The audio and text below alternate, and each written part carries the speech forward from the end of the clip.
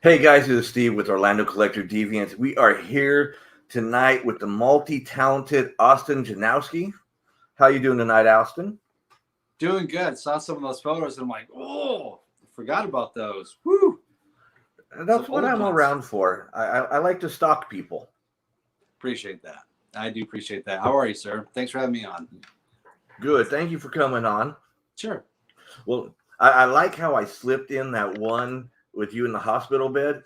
And if anybody doesn't realize, they would think that you were actually doing your acting hospital. Yeah, no, that was I think that was my hernia surgery way back in the day. Because I didn't see a whole lot of grays on my face. So I think that was my hernia surgery. Yeah. I that believe was that's fun. where I got it from, was that folder. Yeah. Yeah. Oh Hey, well. that's what we have in common. I've had one, you've had one. Hey, we're good. Yes, we are. We're good. And like you said, they're no fun at all. No, they're no fun at all. Now, I've had you on the show many times. As I tell Yep. everybody, you were my very first interview ever because you're the one who pushed me to do interviews. Yes, it's all So my fault. I'm so sorry. Sorry, Trish. Sorry. now, and we've always talked about your comics and your artwork and all that.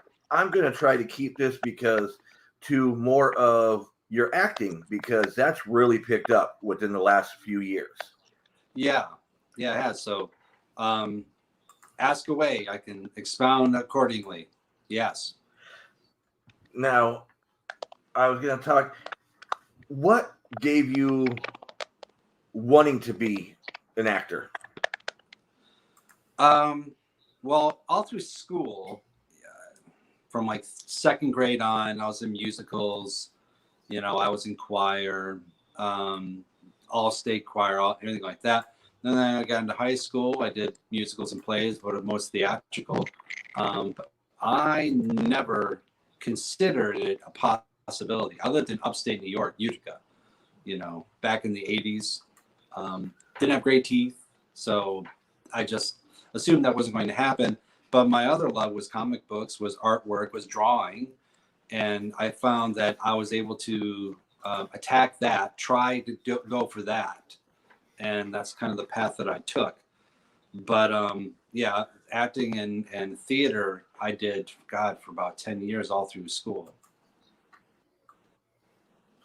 Now, I know I just disappeared there for a second. I'm back up, but Okay. now it seems like from around 2016, you just boomed. You like maybe you did a couple little things here and there before that, but you like boomed into the acting as of like 2015. Yeah. Or 2016. Sorry. It's okay. Okay. So my backup plan while I was trying to do the comic book thing was graphics. And, I started long ago in newspaper and stuff and got into being an art director. And then I was a creative director when I kind of semi-retired. I worked for a company as a creative director. I didn't like the direction they were going. We fought. They accused me of something. I accused them of something. I got fired, basically. I allowed myself to get fired. How about that? And I decided, yeah, I'm going to take a break from working for anybody else. I'm going to do freelance if I want to. And I was going to teach. I know people at SCAD and Savannah that had talked to me about maybe teaching because my background's either way. And then a friend of mine said, hey, you want to be a ghoul? You saw one of the photos with the makeup. That was my first thing. And then buddy of mine, Ken, I was a bodyguard for one of his films.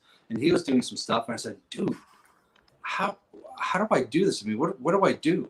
So you just got to audition and try out for stuff. So I started auditioning. I started booking a couple of roles.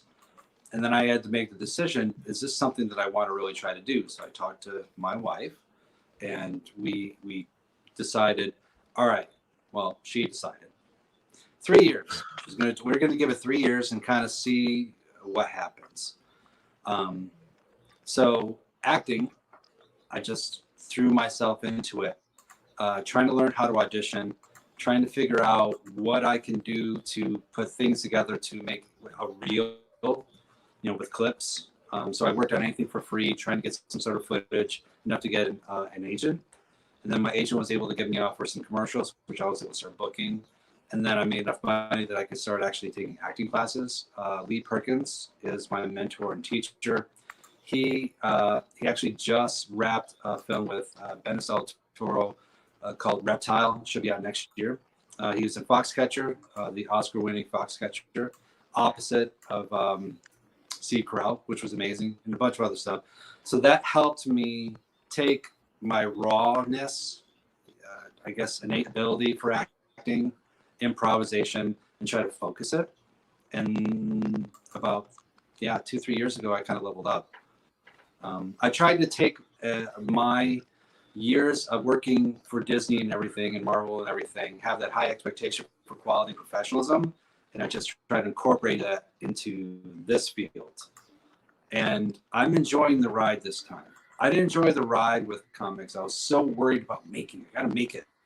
Gotta prove. Gotta just do it. And not enjoying on the small successes, just trying to get the brass ring. Now I'm enjoying it both, the good and the bad. The droughts, the good things, and it's making me a better actor and appreciate when I finally do book things. It's amazing. So that's kind of what's going on. I really don't know what I'm doing. I'm just kind of winging it. Well, isn't that what most actors do? Is just wing it? The good ones, at least. Yeah. Well, I go by the old rules. You try to be the solution, because when you're trying to book a role, they're trying to solve a problem. You try to be a solution. Know the words. That's kind of important. And then you do your version of what you think the character is going to be. And if they buy it, they buy it. If they don't, they don't. If it's your role, there's almost nothing you can do to lose a role unless you do something unethical. If it's not your role, you can do whatever you want. And there's so many minute things that possibly come up for you not to book a role. And I learned early on not to take it quite so personal. I had to change my mindset. You know what I mean? Because like in comics, if I didn't book something, I'm like, oh, sure. And I slash, no. It's okay. It's not so much me. It might be something else completely different. It might be out of my control. So I try to control what I can, from the equipment and everything, from my self-taping things to training to working on things, and trying to build relationships with casting directors and whatnot. A little story, and this is proof is the pudding. So there's a company called Blue Water Media, and I've been trying to get with them for 3 years. Could not get in. Kept trying to contact them, nothing.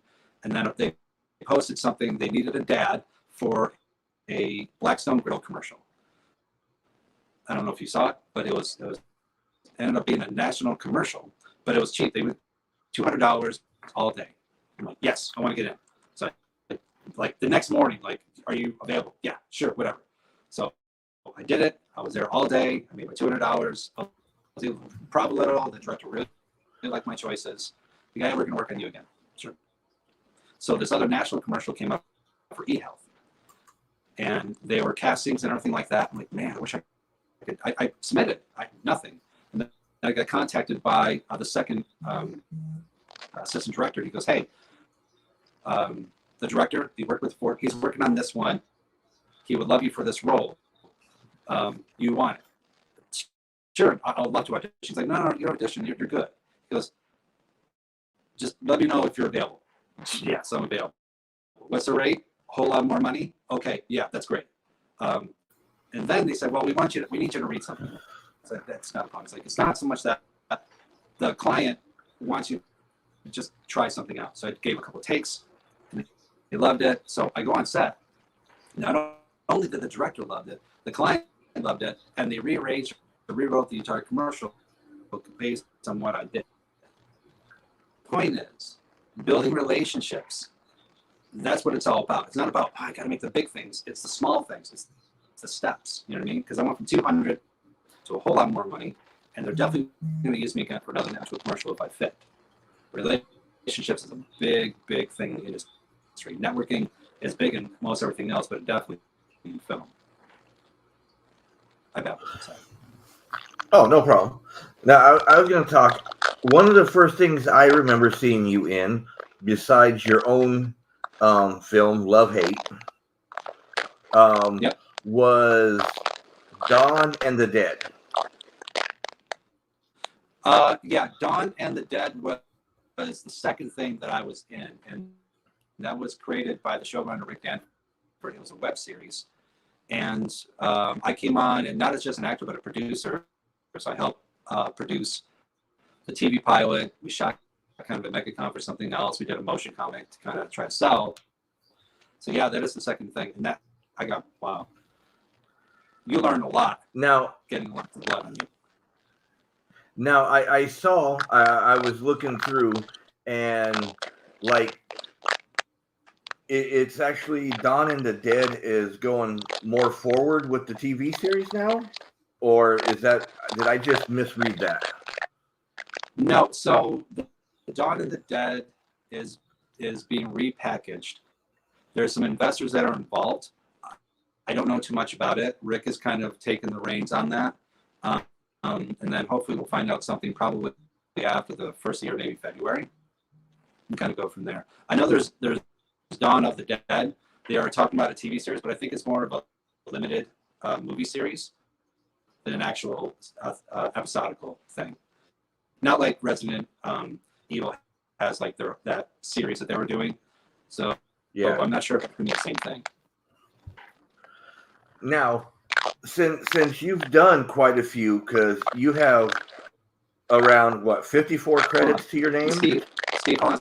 Yeah. So you're really breaking up and really crackly. So I don't know if it's on my end or on your end. Should I try to jump out and jump back in, or if you want to, because you're really breaking up on my end. Okay, it's probably me. Give me 1 second. Let me jump out and I'll jump back in. Okay. Okay.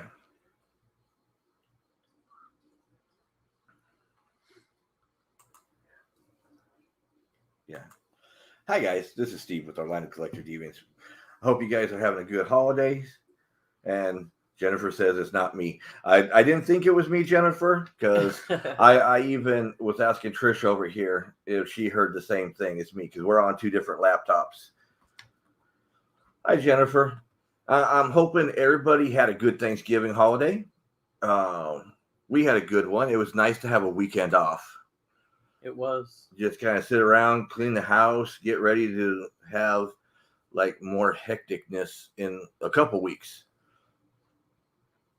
And while Austin jumped off real quick, we'll talk about now this weekend. There's all kinds of things going on.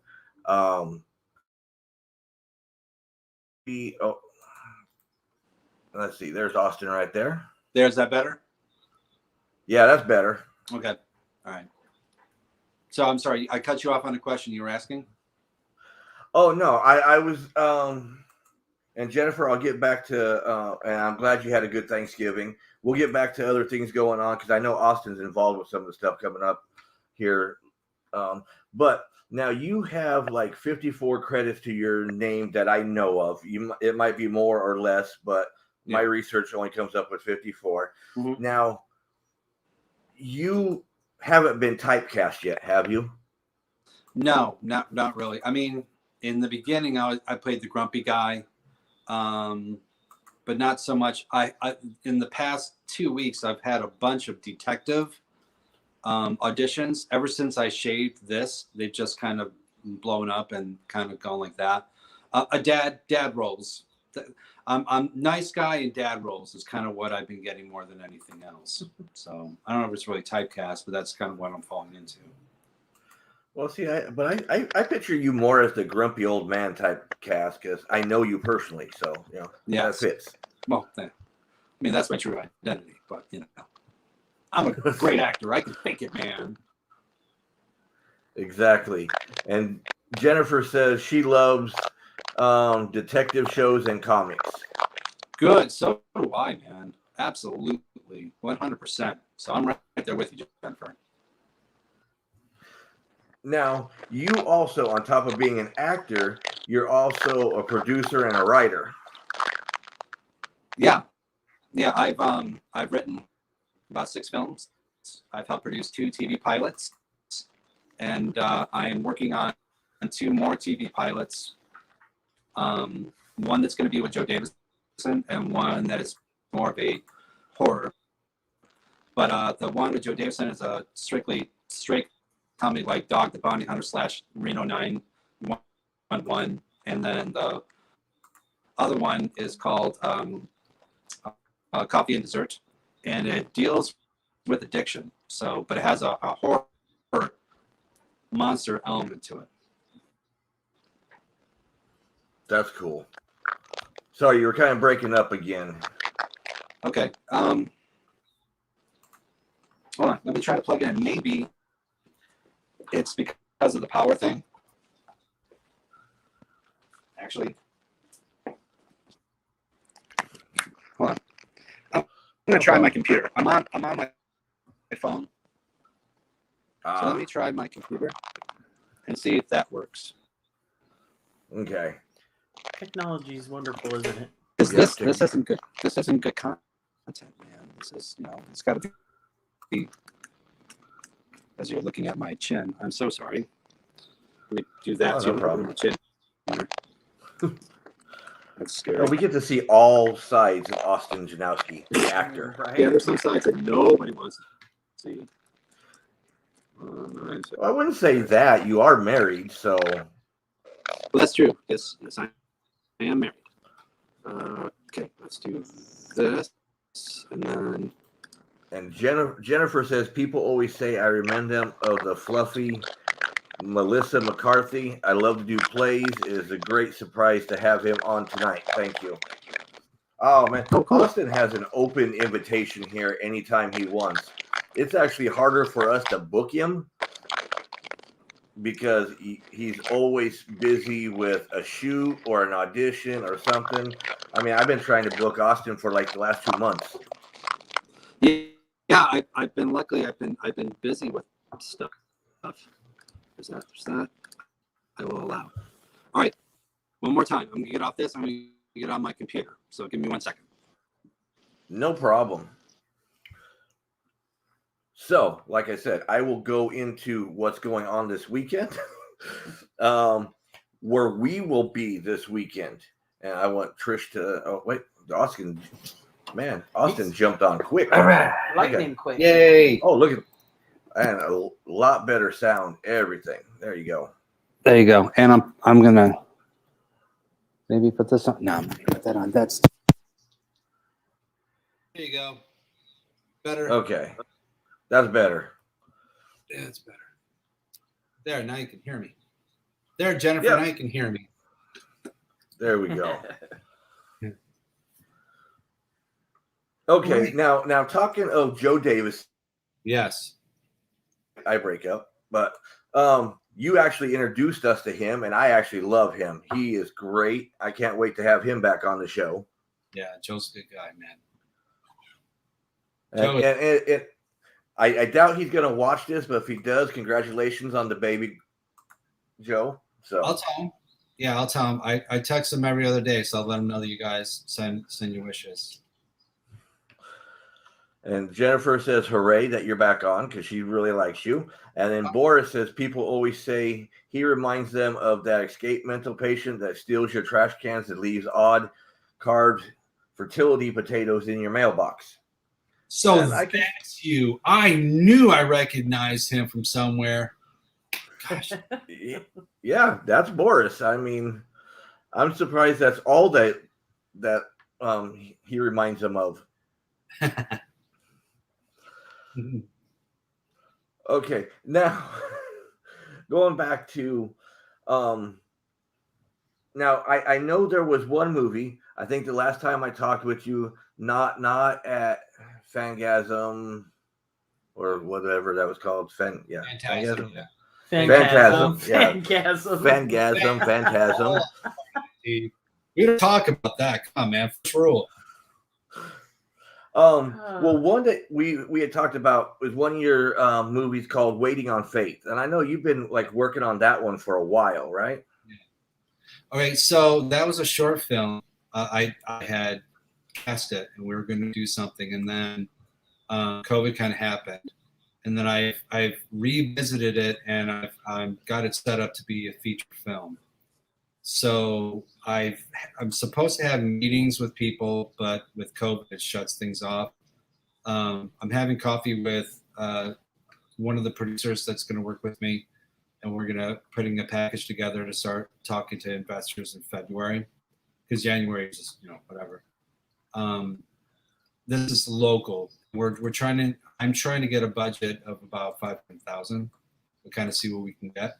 And if it gets more, it's more. If it's less, then kind of go from there. But the more I looked at the script, the more that I liked it, the more I wanted to expand upon it, and it just fits so much better as a feature film than a short. Because, like I said, I know we had talked about it before, I believe, on the show, and that was something that you were looking at. So I wanted to see where it was and all that. Yeah, well, I was going to be acting in it, but I pulled myself away. I took myself out. I'm just going to be directing it, and so we'll get some other people, hopefully some people that with names you actually recognize, to be a part of it too. Hey, there you go. I'd recognize Boris. You could put him in there. I don't know, man.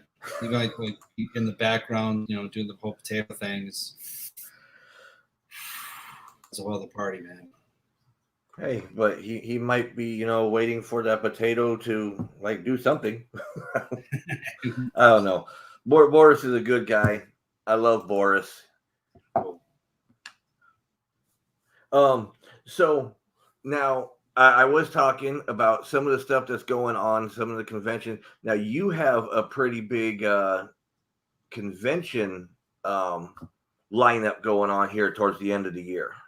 Yeah, the next 6 weekends I'm busy with between holiday and shows. So this weekend we're doing DecoCon up in Georgia, at Brunswick, Georgia. So that's fun, and I do that every year because my in-laws live there. So we do the whole weekend family thing. I go, might take my father with me. He gets to watch it, what people watch and everything. So we're going to do that. The following weekend we're doing C2E2. Are you going? Not this year. Yeah, we've always been there, but this year we're not press anymore to them. The whole COVID thing changed what press is. Right. So we're not considered press anymore. And with our show coming up, it's like we have to focus on staying here for our show. I know it's not till February, but we still got to get everything going. Yeah, that's more important. Yes, we're doing that, and then after that, I'm doing a signing in Alabama with Izzy Comics and Collectibles. So that's very cool. So I'm looking forward to that. And then we got Christmas, then we have New Year's, and then an Expo New Orleans. Yeah, I was looking at everywhere you're going to go. I did have a tear about C2E2 because, that's one of our favorites to go to. And you see up there. Well, I'm stoked because Jason Metcalf is a very good friend of mine, cover artist for, Valiant and everything like that. He's sitting next to me. I requested him. I said, "Hey, Mike, do you think it's possible?" And he set it up. I'm stoked. And he did the variant cover for Divine Retribution #1. Oh wow, that's cool. That's very cool. We got Mark LaForest saying, "Hey, Mark, how you doing?" Yeah. So they're just playing with C2E2 with having it in December. Then they're going to have it in August, and it's like, make up your mind. It's always been in spring or the beginning of spring, end of winter, and now you're. Oh, that's the thing. Everything's still not, with COVID, you're still not sure what's happening. You still can't. I feel bad for the venues. They don't know what's going on. They don't know if they're shutting down. They can't commit to anything and use revenue. So they're just kind of, whenever things are like, "Oh, this should be safe. Let's do it this day. Let's do it this time." It's crazy. Oh yeah, no, I just sit there and it's like, well, August isn't a good time for us either to go. And it's like always in February, March, it was always a decent time, even though our convention's in February. But it would have been nice to do ours and then get away for a week, you know? Well, I got invited to Emerald City, also C2E2, but I wasn't going to fly to Seattle the weekend before and then go do this. So I'll do the 1-day show. To warm up and then do the big crazy one the weekend after. I'm an old man. I can't do that anymore. I used to do that when I was younger. Not now. Oh, trust me, I understand. Now, on the convention scenes, are you going as actor Austin or artist / comic creator Austin? So for Jekyll, I'm actor / comic person. C2E2, I'm comics. And then Izzy, I'm going to be actor / comic. And I think for Fan Expo New Orleans, I'm just a comic book person. So Okay. the stuff that I have going on that's bigger, that has more names, keeps getting pushed. So next year should be a big blow up of stuff. The movie 45 Seconds, which I was told is going to be on Netflix, has been going on 2 years. They keep pushing it back. We're supposed to have a big announcement of the cast and crew in a couple weeks. So fingers crossed that they've got a schedule of what exactly is going to be happening with it, because I want that thing out. It's a cool film. It's a crime film. So there you go, Jennifer. It's a crime movie. It's perfect for you. Now, what has been one of your top favorites that you've worked on? I know you like them all, but what's one of the top ones that you were just so happy that you got to be part of? And don't tell me a hemorrhoids commercial. So there's this film called Epiphany. It's a faith-based film. It was my first major role in a feature, done 3 or so years ago, and I was playing across Caitlin Carmichael, Georgia George, and I can't pronounce the other guy's name. All the 3 of the main actors I was in a scene with. A couple scenes, actually. So that was extremely cool. And so that they gave me my first taste of a big feature film. So that was pretty neat. That's cool. Now, do you keep in contact with everybody that you work with, or is some of them just like you do your little stint and you go and you never see them again? No, there's a few that I still chat with, like the people from Epiphany, the directors, writers. I still talk with them, and we comment on each other's posts and everything like that. Not so much commercials, because commercials are just bam bam. You know what I mean? There's a couple other, like mostly for features. Yeah. I mean, things that are local, absolutely. Yeah, we do that. But the bigger ones, like the one called Lady Makers that I was in with Jasmine Guy, I've been chatting on and off with the director for a couple of weeks. We're gonna find out when the red carpet will be. I think they're talking February of next year in Atlanta. I'm not sure. But that's something new for me. I haven't really done red carpets for my film, because when I finally stepped out to work on these bigger ones, COVID kind of happened, just kind of shut everything down. So it'll be nice to kind of do that, wear something nice and show off and whatever. Now, Jennifer says an elderly Mary, mother of Jesus. She's in her 50s. All right. And she says what you do sounds fantastic. Well, but I'm going to go back, because you always hear the stories. Oh, yeah, we were in the movie together and we've become best friends and we always stay in touch. But I was just wondering myself how true that is, if you do keep those relationships, or because I know with the directors and producers and stuff, you might, because they like you, so they'll have you on more and more of their stuff. Yeah. But like with the other actors, do you build that kinship, Yeah, some of them. Well, it depends on how long you're spending time with them. If you're just a day player, you're just there for the day, you don't really have a chance to, talk to them and start any sort of rapport.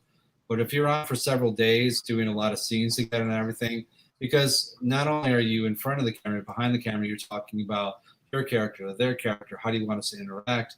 What do you want me to do for you to help bring out the best? So there's a lot of, not really intimacy, but really talking and figuring things out, and that translates after the film. Hopefully you guys get along enough that you actually want to have a cup of coffee after.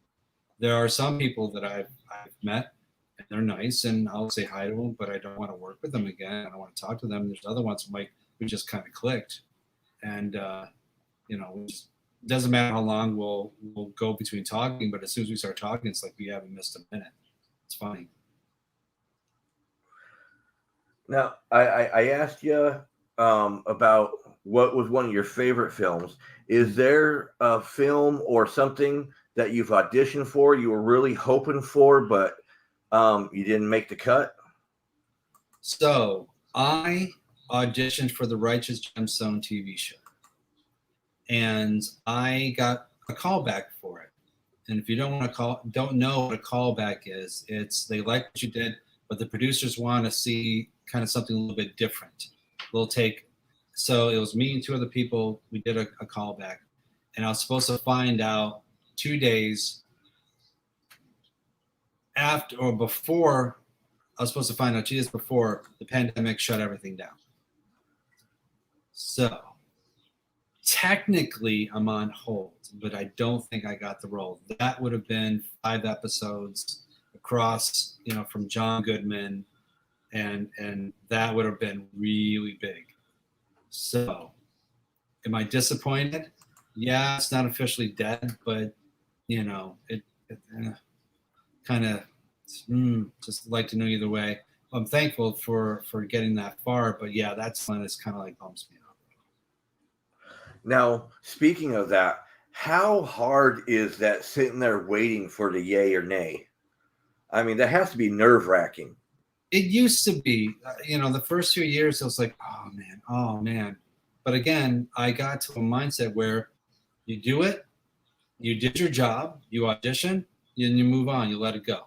You can't hold on to it.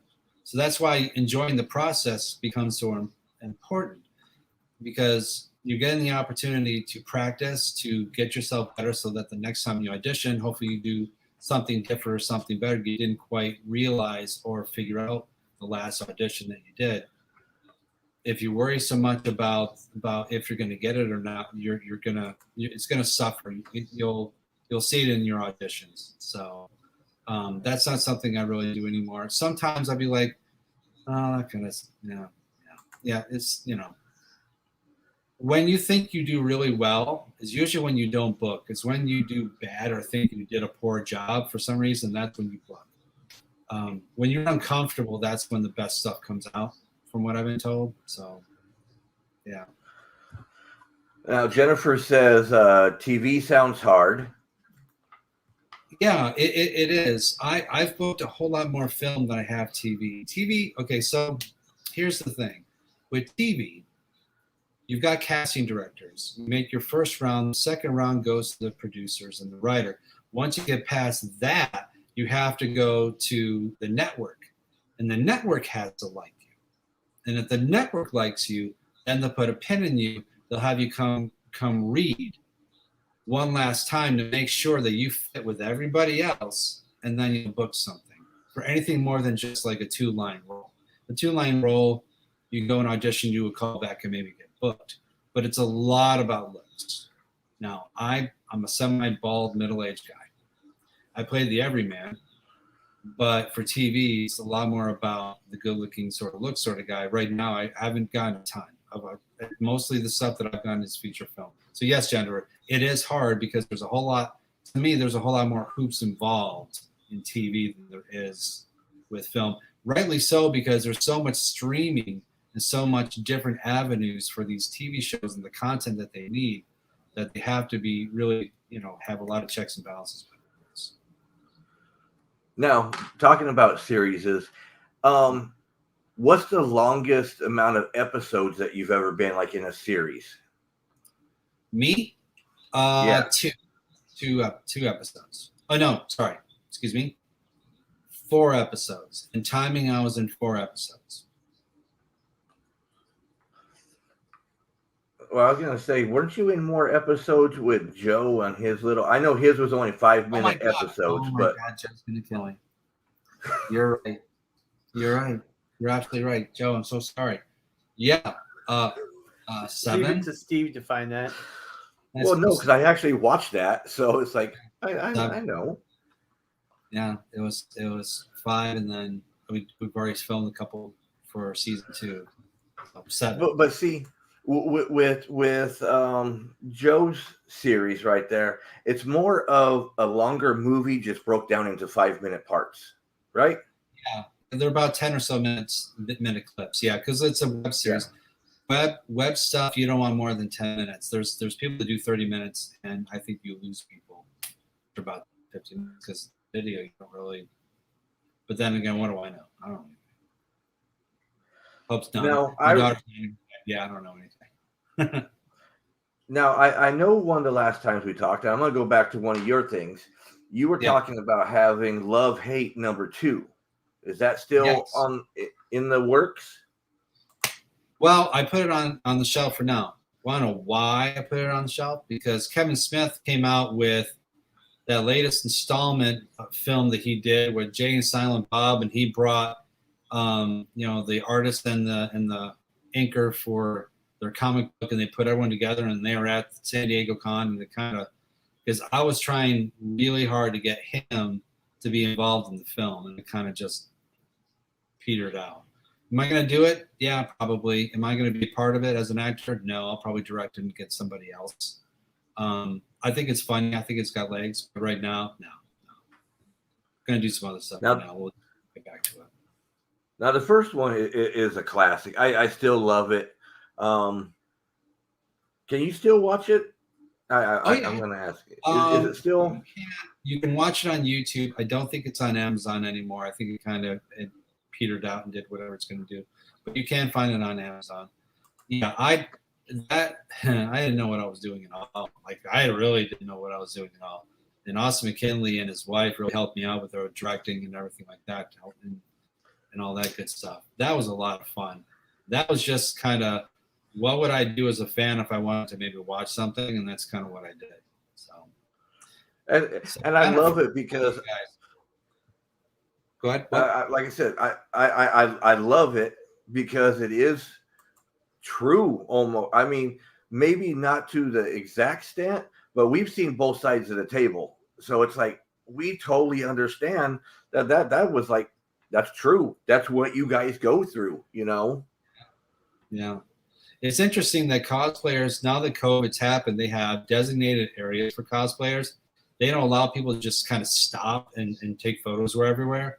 Smaller cons they do, but the bigger shows, they shuffle them out into the big normal areas or off to a certain cosplay set. But cosplayers have gone, like, they're celebrities now. They get like their own booths and everything. It's kind of weird. So, but yeah, we deal with the free beers and the people just kind of standing a little far away, staring at you, looking at you, kind of afraid to talk to you. But when they start talking to you, they talk to you for like an hour. And they're all good people. It's just fun. It's tongue in cheek, so it's a good film. Oh yeah, no, it's one of them. Like I said, you actually got showed what con life is in that one, and I think that's what I love. And then you had a great cast around you. Oh yeah, it was fun. Joe was so funny. He was so good. He was just himself. I remember I told him, I said, Joel, can you do a bad English accent? He's like, I can't do an English accent. Oh, perfect. So he did kind of an English, but more of an Irish sort of accent thing. He butchered it all, and it just came out perfect. But yeah, we those are all just people that just kind of was fans of comic books and just wanted to be a part of it. And I was like, cool. I had no expectation. I mean, the cosplay section, we had 70 people at that time filming in different parts and shuffling in and out. It was crazy how many people wanted to do it. It was nuts. And you just did it. You did it at the comic book store, Emerald City, yeah. And Emerald City. And I'm looking from what you did at Emerald City, and then there at Phantasm, where Joe did it at the convention. Yeah. And it's like, he's crazy. Joe, he's crazy smart. I mean, that makes perfect sense that he would do it there. You know what I mean? It fit. Oh, yeah, no. And I understand, and I'm just sitting there. It's like, just trying to do that around everybody. Oh, luckily, yeah, no, it was more of a. Oh, don't get me wrong. It's nuts that he tried to do that beat. I was stoked that he was able to pull it off the way he was able to. It came out better than I think he wanted. So that was great. Yeah, he yelled at me. He's like, "You're too late." I'm like, "You weren't supposed to start till later." Yeah, can I be there? Joe's like, now, let's go. Like, I literally just got here. Can I pee? No, you can't pee. Oh, okay. I'm just bouncing a little bit. but it was fun getting to see a little bit, meeting with you. You were getting out of costume, right? When we got to meet with you. No. I was getting dressed into my suit for my scene. You're talking about Chuck. Chuck is an actor who I worked with on the TV pilot Teacher's Lounge. He played super straight-laced, serious guy. So seeing him playing that other character was absolutely hilarious. He just went all out for it. It was so good. Yeah. I don't remember. I remember being there. I remember talking with Boris because Boris was there. And I remember seeing you and Joe. Like I said, Joe was running around with his head cut off. That's Joe. That's what he does when he films. And you were big old smile on your face. See, I'm going to tell you, I love with you being the actor because I see a smile on your face a lot more than when I used to see. Yep. Oh, I have to play the serious, grumpy comic book person. That's just kind of how I roll. I can't be super goofy guy. I know, but you know how nice after going 7.5 years to every time I see you, you have a smile on your face now. That is so nice because I hold you in the highest regards because half the stuff I do now I wouldn't have done if you didn't push me to it. So I just gave you a nudge, man. This is all you. You knew it was in you. You knew you could do it. You just had to get a nudge. But thank you. That means so much to me. Thank you. Well, how many times when I'd come up and we would talk and Trish taking pictures and everything, when you'd look at me, when are you going to start doing interviews? You going to interview this time? Come on. Where's the interviews at? Yeah, man. So we interview now? What's going on? Where's the interview? Where's your stuff? Come on. Let's do it. All right. Next time. So now, okay. So next time it's like, all right. So it's next time we're doing it, right? And I've upgraded my equipment so much over the years, and because if you remember, I had a little camcorder on a little tripod, and now I got all this fancy crap. And Trisha's like, "Thank you, Austin. We're in debt now because of you." My pleasure entirely. I'm happy to do it. Now, like I said, when I always credit you and Roland Mann because you guys were my biggest supporters from the beginning. So. And you two vie for who has the most interviews.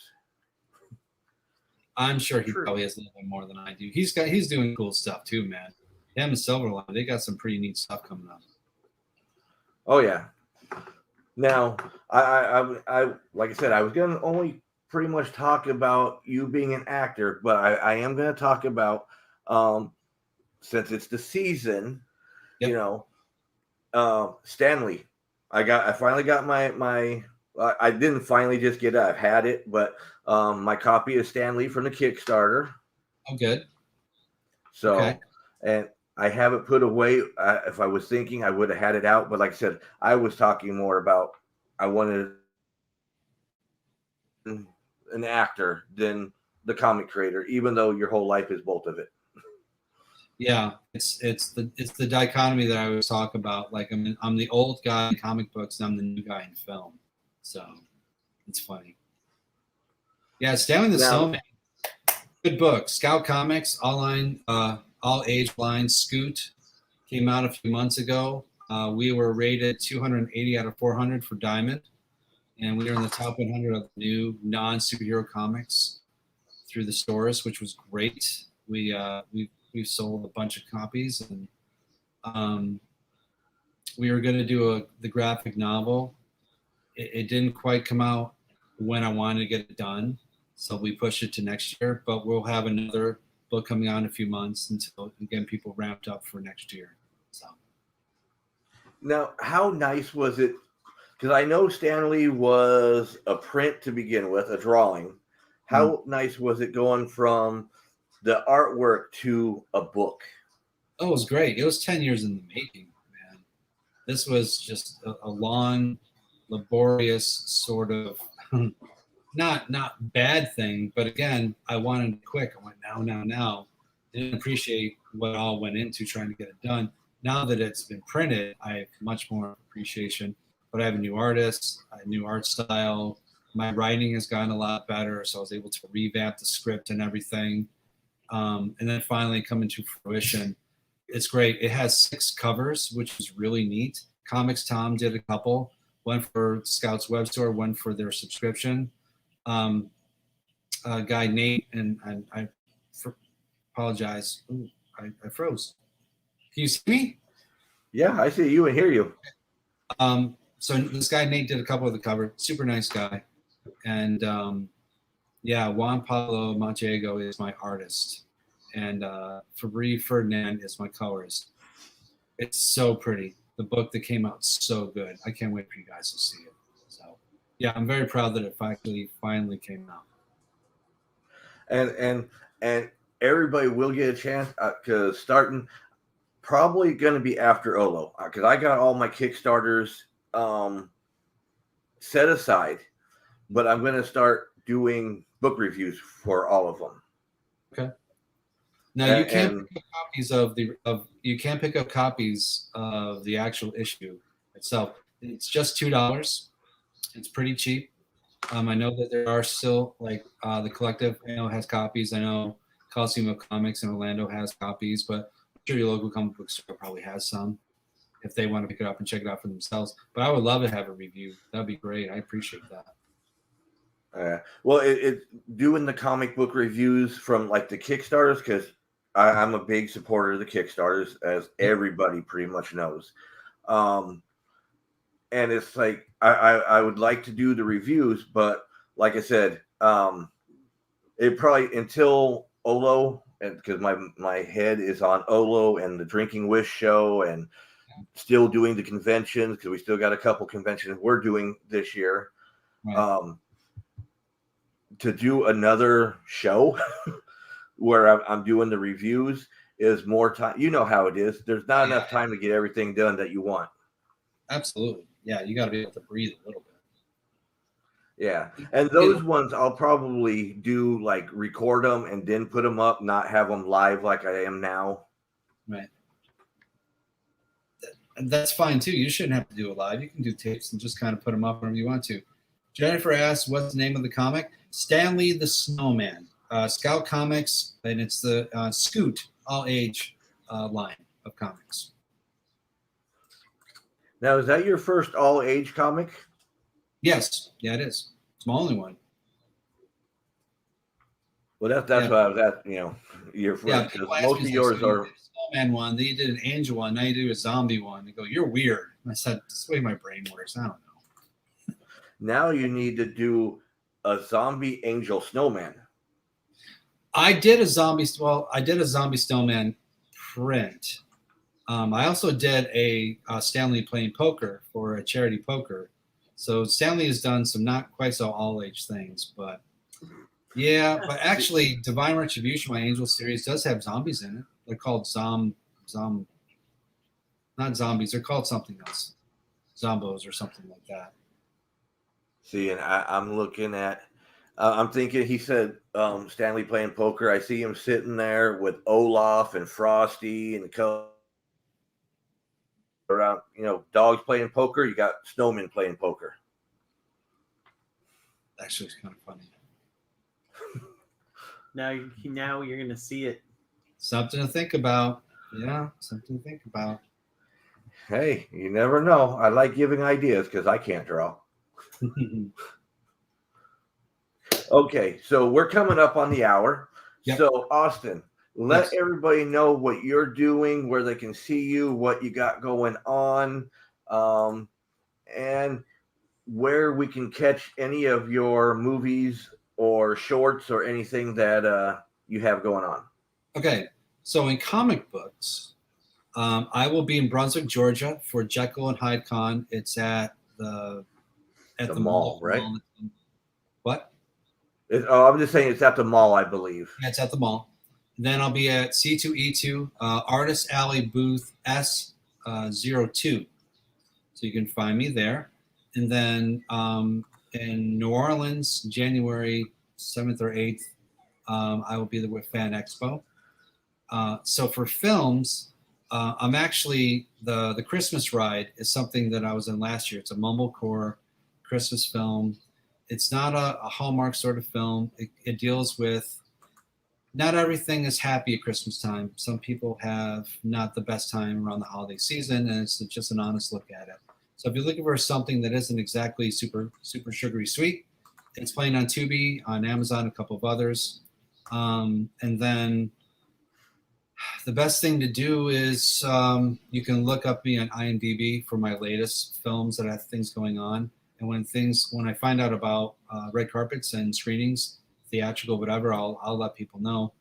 If you want to know just general things about me, Google my name, or you can find me on Kickstarter, or not Kickstarter, but Facebook and Instagram under Austin Janowsky. All right, cool. Look at that. He has that all down. You act like you've been interviewed before. A couple times, once or twice. Okay. Now us, we like JekyllCon, but we're not going to be there. We're going to be at CEO this weekend, Saturday and Sunday, because that's another one of those that we've gotten into. For those that don't know what CEO is, it is one of the largest video game fighting tournaments in the world. And we actually are allowed in every year. So, and because you know, Austin, that's usually not our bag that we report on. Yeah, that's we've been doing them for about 4 years now. Yep. And it is something that we actually like being part of. So we will be there over the weekend. We made the cut for media this year. Sweet. And then the weekend after that, the weekend of we're only going to be there the 11th, because the ones that have Friday, Saturday, and Sunday and that kind of stuff, we can't ever do Friday. Yeah. Because we work. But right. Kaiser SuperCon #2 will be going on the 10th and 11th. We'll be there on the 11th. Okay. And I believe that is one of the last ones that we will be going to. Right. I believe so, yeah. So, and we'll talk more about Kaiser next week, because we'll have that for next weekend. Cool. Next week on the show, we will have the artist Gray Hollow. He's agreed to come on. Nice. He's very hard for us to get. Yeah. You know Gray, don't you? Not personally, but I know of him. Good job. Oh, yeah. He did the Riddler back behind me. Boom. Very nice. Very nice. He's one of them. We're one of the few people that he lets take a picture of him and actually have him on the show. So we love that. He's also, I'm doing the shameless plugs, Austin, so you got to give me. He's also going to be at Olo on February 13th. He's one of the local artists that's going to be there. Nice. And then, because this is the first show since we've signed contracts. So, and Austin, I'm going to share your moment here for Olo on February 13, 2022. We got a local actor. I'm sorry, Austin, not you. But Carlos Navarro, who's also the voice on Monsters in the Morning. Nice. He has been on numerous shows, Walking Dead, not as a zombie, actually as part of some of the gangs. Nice. But his claim to fame right now is he's part of the Tracksuit Mafia on Hawkeye. Very cool. He's one of the main 3 guys on the Tracksuit Mafia that you're seeing all over the place. If you're watching Hawkeye, which premiered last Wednesday, mm-hmm. he is now part of the Marvel Cinematic Universe. And if people know their things, Tracksuit Mafia, if we do get our Daredevil back into the MCU. You know, Kingpin always used the tracksuit mafia, so we might be seeing a lot of Carlos in the MCU. That'd be pretty cool. That'd be good for him. Congratulations. Oh yeah, but we booked him. The only show he's doing right now is Olo Toy Comic and Toy Show, February 13th. Everybody can come down and meet him, talk MCU with him, talk Walking Dead, Bloodlines. He's had parts in lots of different movies, but this is I think to me this is his big break, and we're going to see him go places. Hope so. Good for him. Hopefully it blows up huge for him. And like I said, a lot of people know him as Carlos from Monsters in the Morning. I mean, one of the top rated radio shows out here in Florida. Yeah, definitely. Especially in Orlando area. Can't believe they're still around. They've been around forever. Oh yeah. They started as Monsters in the Midday, and they've dominated as Monsters in the Morning. So Very cool. So with that, Austin, is there anything else you want to say before we go? Nothing. Just want to wish you guys happy holidays, Merry Christmas, Happy Hanukkah, Happy Kwanzaa, and Happy New Year, guys. Appreciate you. You too, Austin, and I hope I'll give you all kinds of luck for everything coming up for you. I appreciate that very much. Okay, guys, until next week, we will see you later. Bye.